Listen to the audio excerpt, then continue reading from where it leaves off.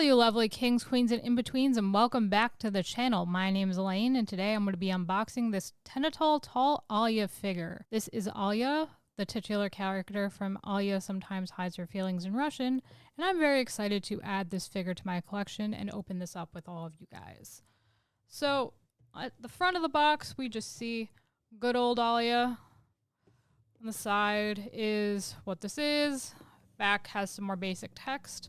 And the side has the full figure, which you also see in a lot of the promotional photos. It's basically just her on a beach. For some reason, there's no window into the box to see the figure itself. So for all we know, this is a completely different character and they box things improperly. But I doubt that.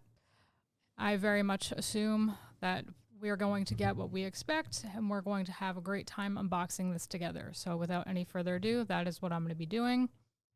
So she slides right out and looks like a figure that's going to be pretty easy to put together because it's just a top and a very simple base. So 2 parts, as long as you can get the feet in, you're good to go. These are the 2 pieces packaged and right out of the box. First impressions is this is very unimpressive. It's literally a pink base with some little holes in it for the feet to stick into.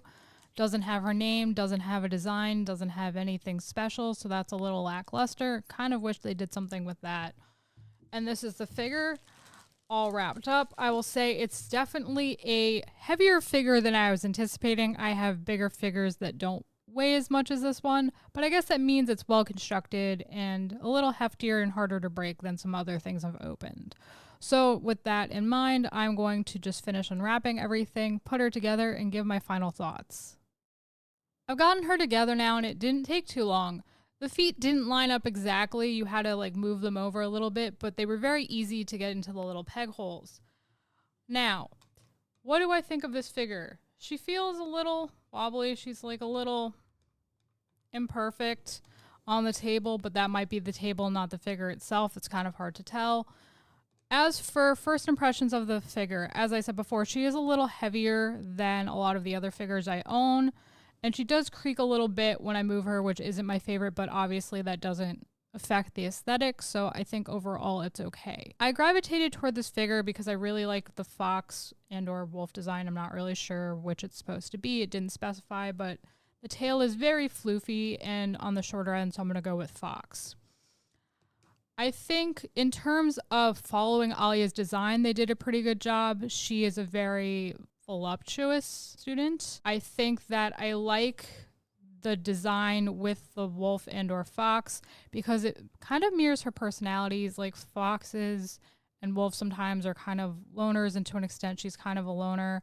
And I think it goes nice with like her silvery gray hair. I think they did a really good job of finding something that kind of went naturally with her aesthetic. I think that the colors are very pale, so there's certain parts where if you're looking at it a little more directly, looks slightly washed out, almost like blue on her face as opposed to pale.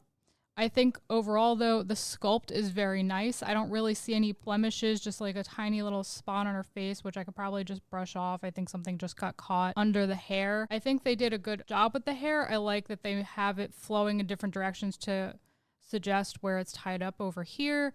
I like that it's not just one big blob of hair, which you sometimes see with figures on the lower end. And I think they did a great job with that. I like how she's standing. I like that the heels accentuate her pose. The only thing I don't like is that you could see that they're a little too big for her. It's like she's wearing her mom's heels. You see the little blip at the end of the heel. But overall, I like the sculpt. I like the bikini. I like her shy little expression. I think it works really well with her. I like the overall idea that went with this one, and I like how the clothes frame her body. I will say the only strange thing is that the hood does come down really far, or the little poof, I'm not really sure if it's supposed to be a hood, so it doesn't look like it's quite attached to the little half sweater. But otherwise, everything is pretty strong. I think it captured her likeness really well. The sculpt is great. It seems very well made and sturdy. And like I said, not very many blemishes. I do wish they did more with the base. So overall, I think it was a very nice addition to the collection. If you like Alya Sometimes Hides Her Feelings in Russian, I think it would be a very good addition to your collection as well. And there you have it. That's my review of the Tenitol Tall Alya figure. What did you think of my review? Did I leave anything out? Let me know down below in the comments. Did you pick this figure up? Is it something that you enjoyed watching me unbox? I always like to know these things. And if you like what you saw here today, please smash that like button until it's blue. Subscribe, ring that bell so you always know what's up, and I'll catch you all in the next one. Bye, guys.